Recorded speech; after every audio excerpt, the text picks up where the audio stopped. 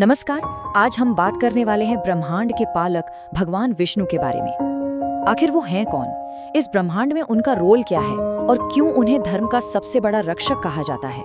चलिए इस पूरी कहानी को समझते हैं। तो सबसे बुनियादी सवाल से ही शुरू करते हैं। भगवान विष्णु आखिर हैं कौन? देखिए, भगवान विष्णु को समझने के लिए हमें सबसे पहले त्रिमूर्ति के कॉन्सेप्ट को समझना होगा। ये एक तरह से ब्रह्मांड को चलाने वाली एक डिवाइन मैनेजमेंट टीम है जो हर चीज को बैलेंस में रखती है।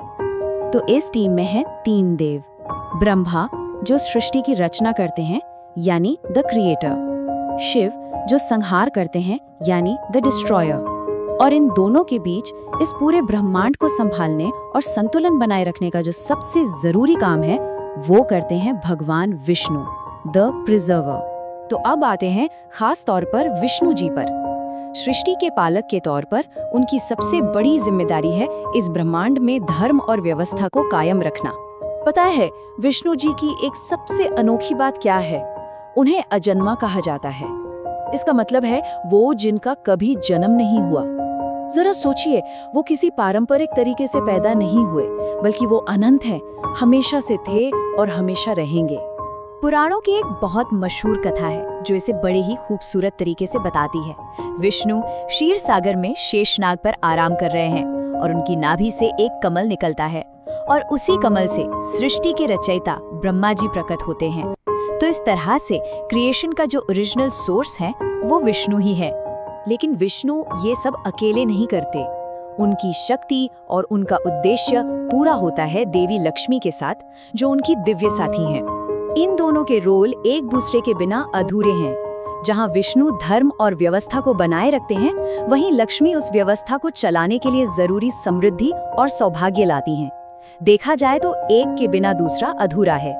और ये पार्टनरशिप कोई एक जन्म की नहीं है, ये हमेशा की है।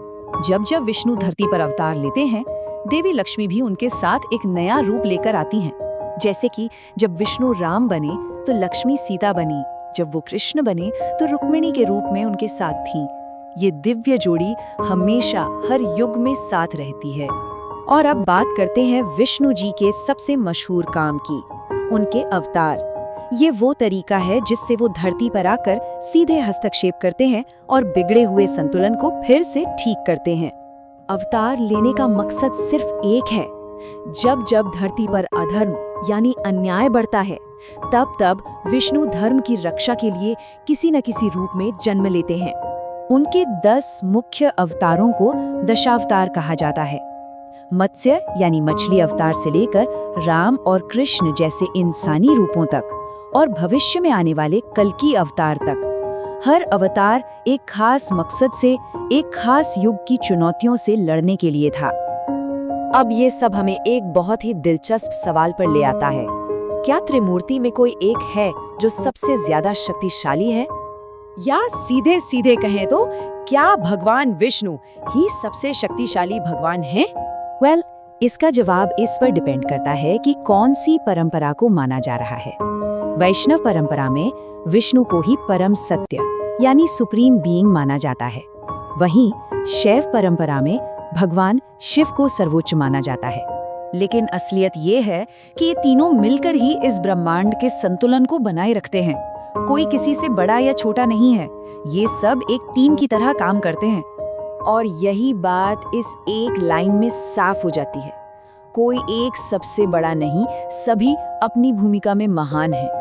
बात सबसे बड़े होने की नहीं, बल्कि अपने अपने रोल को निभाने की है।